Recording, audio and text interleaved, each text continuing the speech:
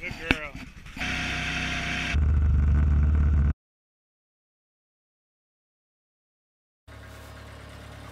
How's it going, Neighbor Trevor? Pretty good. I like your boots. I like your boots.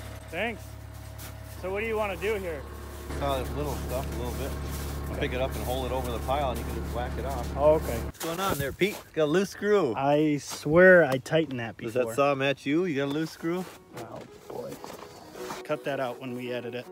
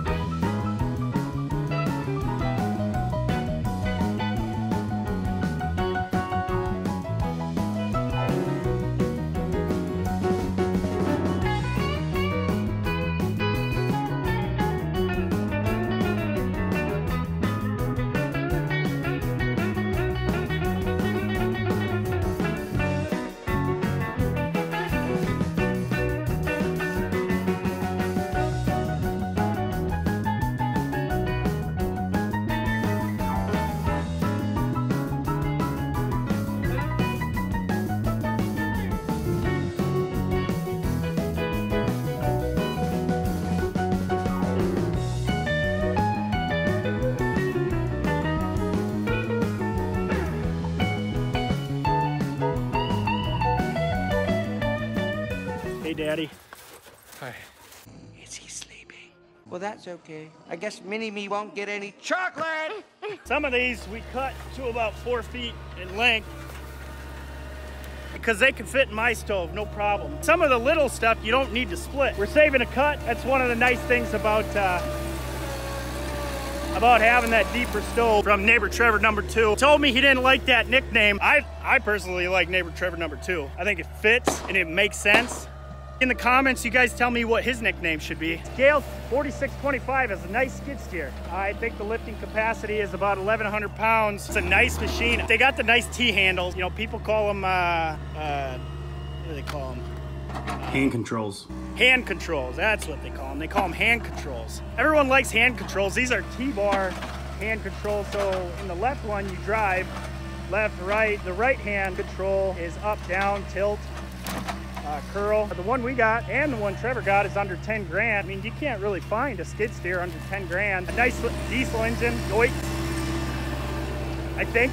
Wrong again, Pete. It's a Kubota. He's got chains on his tires, so those chains actually do quite a bit in this kind of stuff when the ground is frozen. When summertime comes around, he swaps it to a bigger tire. They don't have the greatest tread on them, but I don't think you really need tread. You just want to kind of stop compaction from your hay fields. I would recommend these Gales, man. They are bee's knees. This attachment right here for wood cutting, you need that attachment. Well, I don't need the attachment because Trevor's got one. They sure are nice. How's it going so far? Going good.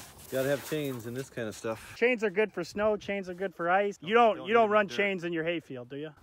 No, I run slicks in my hay field. Slicks, that's what you call them? Pretty much. Yeah.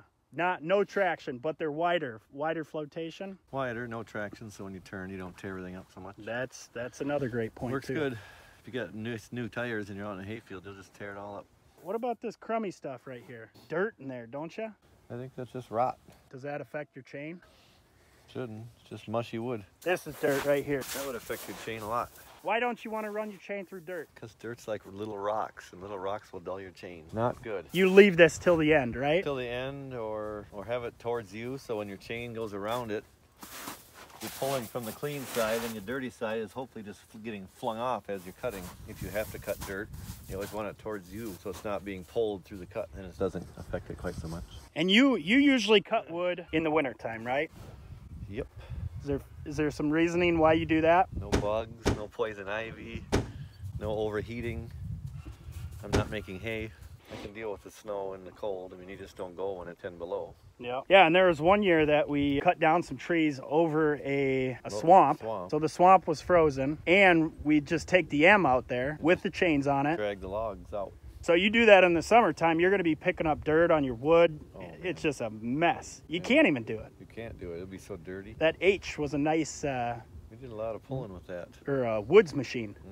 Because it's got the narrow front and... Enough power, just enough power to do what you need to do. Just enough power. Foot clutch. Not too bad on gas. Well, should we chop? I suppose. Unless you want to videotape all day. Can't really heat my house with videos. When I was cutting the big logs, I was making an initial cut and I was rocking it back and forth, probably like 3 or 4 times on both sides, thinking that I knew how to run a chainsaw. But then Trevor, he told me. Well, you were cutting, you were changing angles too often, I think, and not necessary. And it would cause you to the chain to bite in and stall. You only need to rock whatever's comfortable for cutting, really. So what do you usually do? You rock it forward? You're feeding like this until you're uncomfortable, and then you're feeding like this, and then, but you were kind of doing like that. I wasn't doing that. And it caused it to stall often because chain bites into like a small section, it'll be enough to stall it out. Nice to have a neighbor Trevor around, full of wisdom, a ton of wisdom. All right, now it's too hot, perfect time to quit. Got this this pile all done and that pile all done. Now we'll come through with the splitter probably a little bit later. Neighbor Trevor's wood splitter, he wanted me to mention that. Let's go ahead and put this away.